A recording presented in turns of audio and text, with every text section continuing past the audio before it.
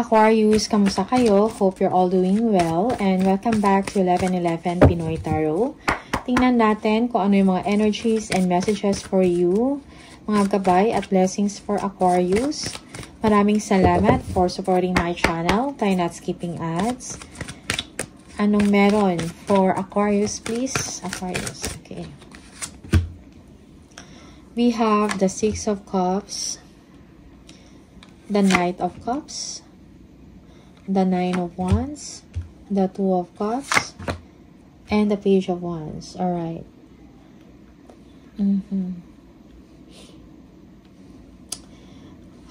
Aquarius, maybe you are missing someone.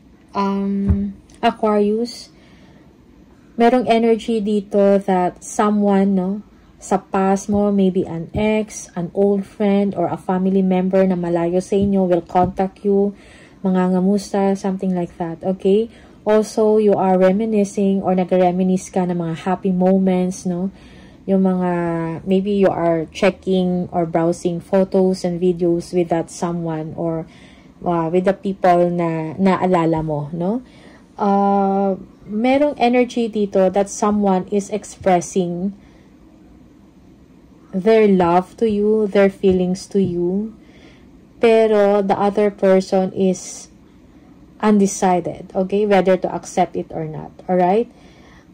So, merong energy dito na someone is not giving up, okay? Kahit parang mahirap yung situation or may mga challenges na, most especially when it comes to relationship, this person also is still believing, no, na magkakaroon ng pagkakaayos, no?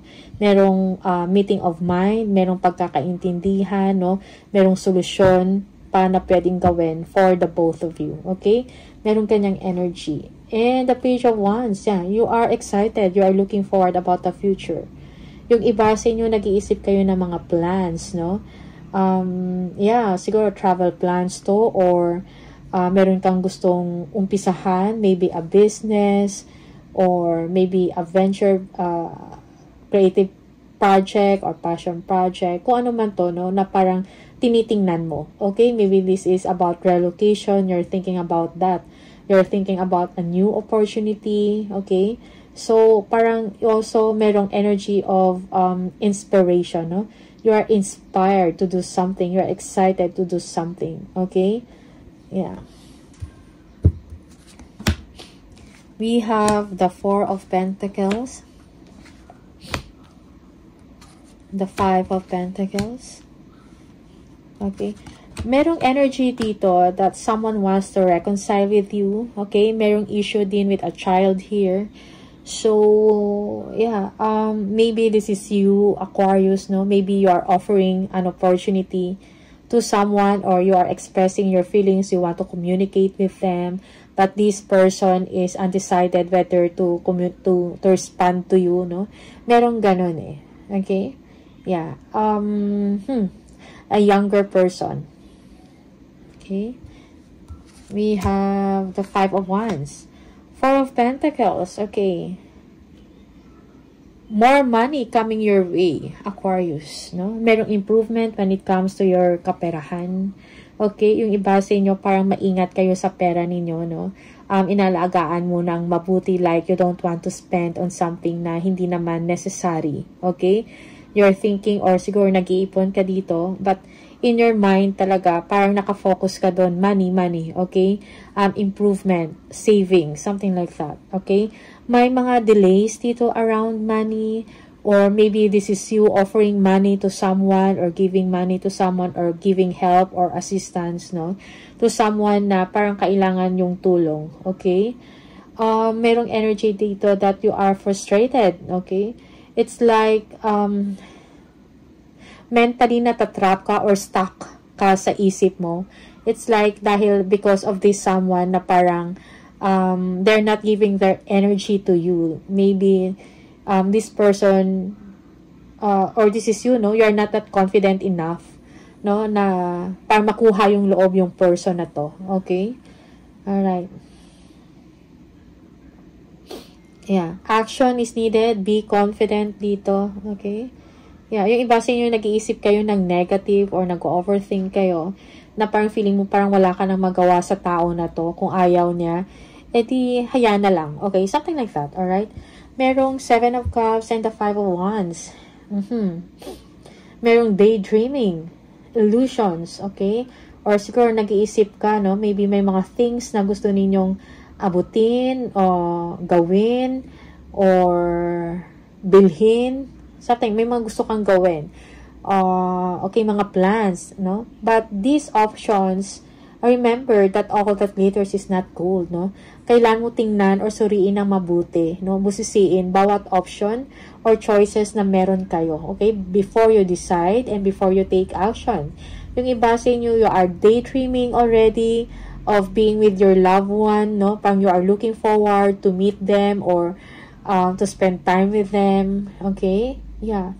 But may mga conflicting ideas or bothersome details or ideas dito. It seems na parang, ito yung path na gusto ko. Ito yung gusto kong gawin. But then, may mga tao or may mga circumstances na parang hindi pabor, no? Parang distraction or bothersome. Yung, parang kailangan planchado, no? Yung plano bago mo ma-achieve to. Okay? Merong ganong energy dito. It's like merong arguments or battle around this path na gusto ko or around this thing na gusto kong simulan or gawin. Okay? Merong ganyang energy dito.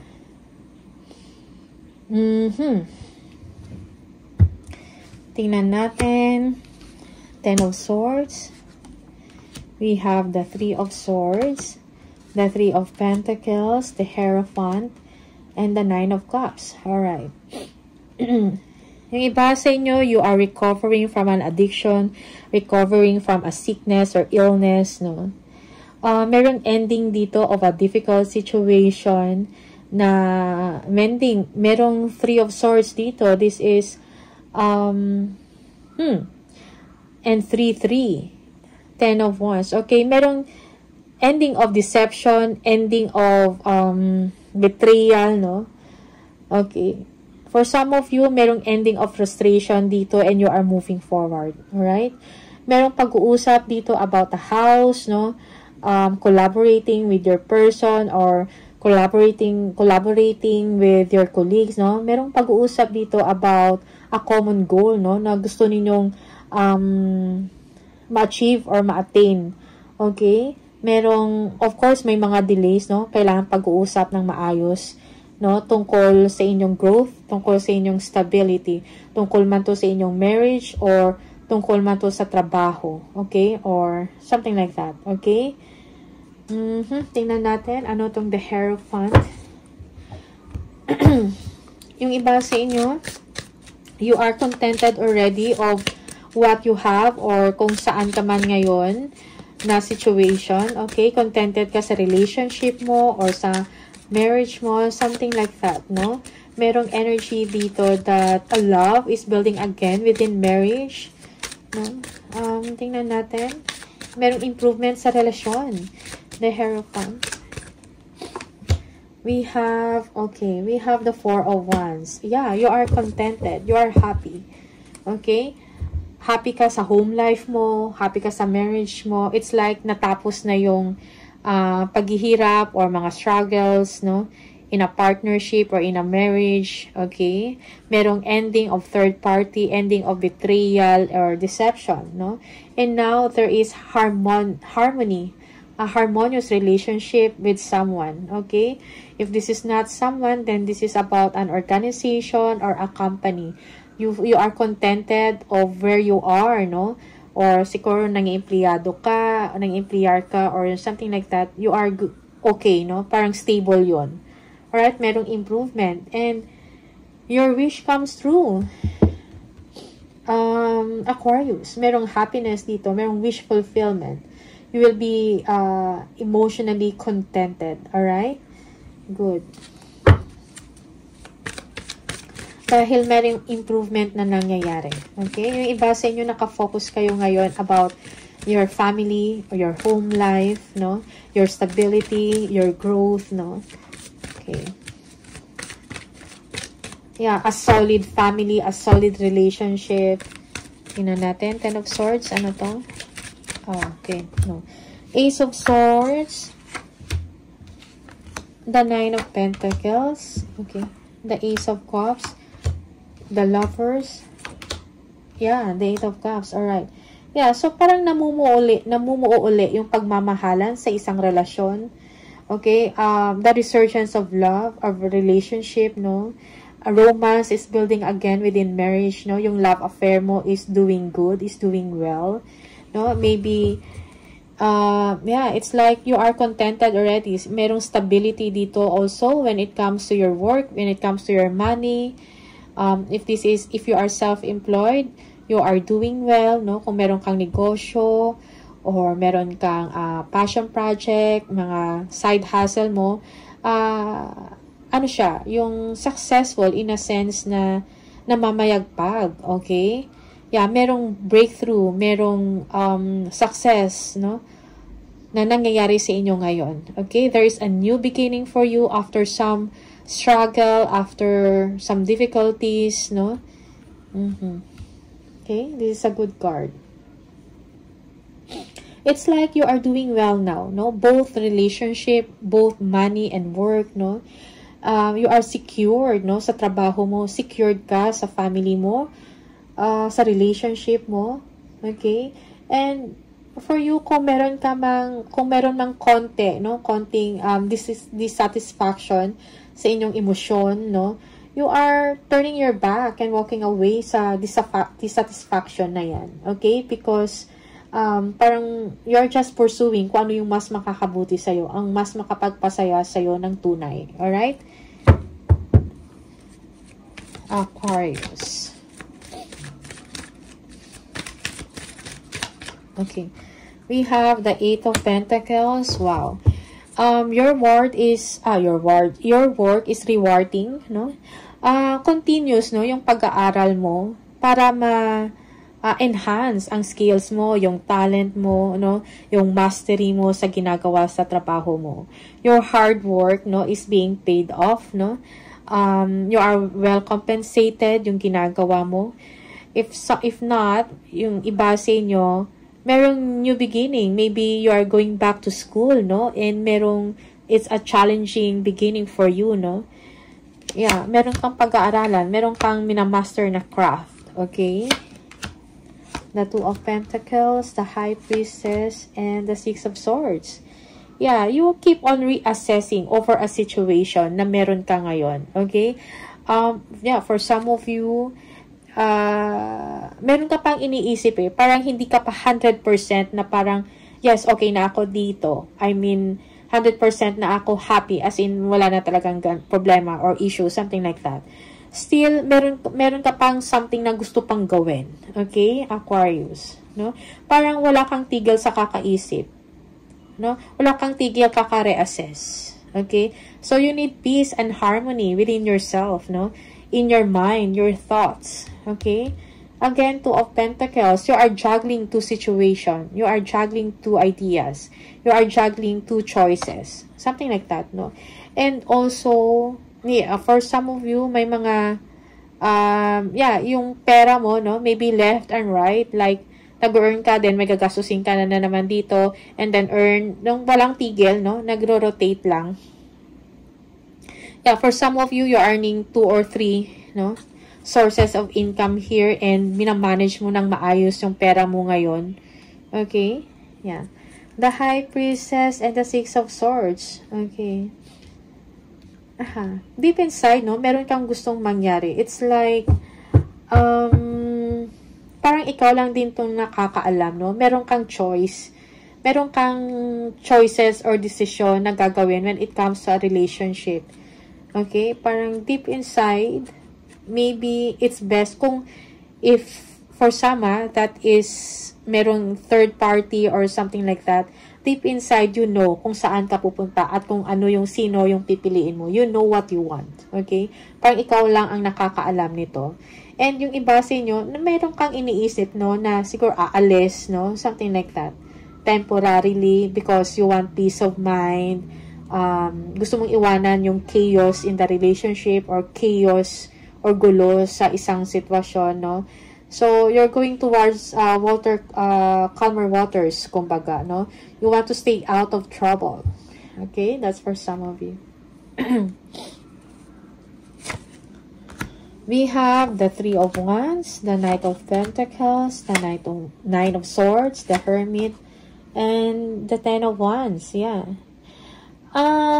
Yung iba sa inyo kulang sa tulog, nagpupuyat kayo, dahil sa, siguro, meron kayong ina-analyze, no? Meron kayong iniisip na solusyon. You want answers. Meron kang inaantay, meron kang inaabangan, no? It's like siguro, minsan hindi ka na makakatulog, maybe because of excitement, no? Or anxiety, something like that. Okay? Merong someone dito na magbibigay sa inyo ng good news, baka ito yung inaantay mo. Okay? Yeah, you're thinking kung ano yung mga gagawin mo next, no? Pag nakuha mo tong message na to, yung good news na to, parang ina-analyze mo, nag-iisip ka. Okay?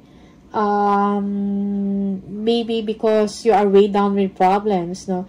And now, matatapos na yon because of this good news. So, merong combination of excitement, of anxiety, parang wala kang tigil kakaisip, no? Or, to the point na merong analysis paralysis na dito, na energy. Okay? Nag-iisip ka. Nag-iisip ka siguro ng mga problema or issues, most especially when it comes to work. No? Alright? Or nag-anticipate ka na sana matapos na yung mga difficulties mo na hinaharap. Depende sa inyong sitwasyon. We have the Tower, the Emperor, the Chariot, the Seven of Swords, and the Ten of Cups. Okay, wow. So, merong good surprise dito or unexpected news na magbibigay sa inyo ng the opportunity para plano ng maayos, no, for stability, for your growth, no. Merong involved dito of travel, international travel, no, paglilipat ng relocation of residence, no, or change of job, something like that.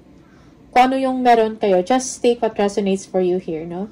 So, you're thinking about that. And may kinalaman ito about Ten of Cups, no? About family. Okay? And your loved ones. Okay? Yung iba sa inyo, nagsa-strategize kayo, no?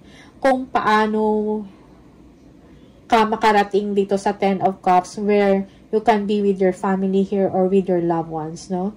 Yeah. So, nag-iisip ka. So, merong good news, good surprise, yung inaantay mo, parang biglang darating, no? And now, meron kang mga plano na sa mga next mo na gagawin, no? Disiplina is needed. Mga steps na mga kailangan gawin, no? Strategic, okay? Para ma-achieve mo to, no? Kung meron kang mga money problems or concern or emotional problems, mabibigyan ng solusyon, okay? So, at the end, yung material needs mo, emotional needs mo will be met. Okay? Dahil sa mga plans mo. Okay? One more. The Five of Swords, the Eight of Wands, the Six of Pentacles, the Devil, and the Queen of Pentacles. Okay. Okay, yeah. Yung iba sa inyo merong conflict dito or arguments or power struggle na mangyayari, no? But it's just light, no? It's just normal. Most especially if meron kayong desisyon, no? Na gagawin. Okay? This includes Queen of Pentacles, like a mother or a mother figure. A wife, no? Something like that, no? Merong discussion, no? It is supposed to be a healthy discussion. Wag mong hayaan na mapunta ito sa pagiging toxic na discussion or something like that. Okay? So, you will be talking about money. Okay? Talking about travel. Okay? Talking about salary. Okay? And for some of you, merong jealousy and trouble dito. Merong overspending or focusing much of material sa mga material na bagay, no? So, parang ingat lang na hindi ito napunta sa pag-uusap tungkol sa pera or hindi fair, no? Na distribution of money, something like that. Okay? Yeah, so, yeah, yung iba sa inyo, yes, exchange of communication about money, what to do, no? This is about your stability, the growth, about travel, yeah, a lot of things here.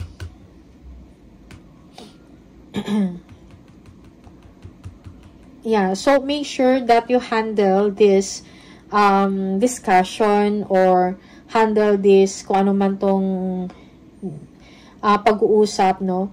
With kindness, no? Yeah. No? Kailangan malawak ang pag-unawa, no? Or malawak din yung pag-iisip dapat ng isa sa inyo, okay? Parang meron ganun na energy dito. Alright, so Aquarius, tingnan natin.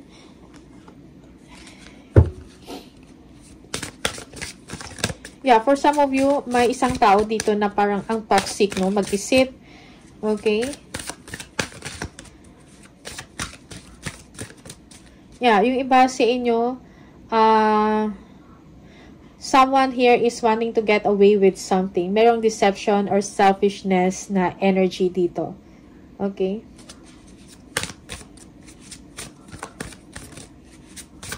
Kindness and understanding is important. Tingnan natin. Okay.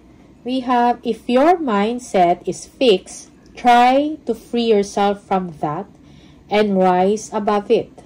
Don't place limitations on what you think you can achieve. Don't stand in your own way. Allow yourself to flourish in all ways. Welcome abundance in all forms into your life. Okay? So, definitely, no, wag ka din siguro, parang sinasabi dito is, kung fixed ka na klase na tao, parang, wag masyadong rigid or wag masyadong, be open din sa mga other options, other means and ways, no? And parang wag mong limitahan yung sarili mo or yung pag-iisip mo sa isang side lang, no? Parang ito yung sinasabi. So, allow yourself, no? Allow yourself na makapag-isip din ng ibang mga different perspective, kumbaga, no? Accept different perspective and talk about it, no? Kung ano yung mga pwede ninyong tanungin, open up, something like that. Just be open, okay? Be open-minded, okay? And welcome abundance in all forms into your life. Ito yung sinasabi din dito. So, okay. So, maganda yung mga paparating sa inyo na energy, Aquarius. All the best sa inyo. Maraming salamat and see you on the next video. Bye!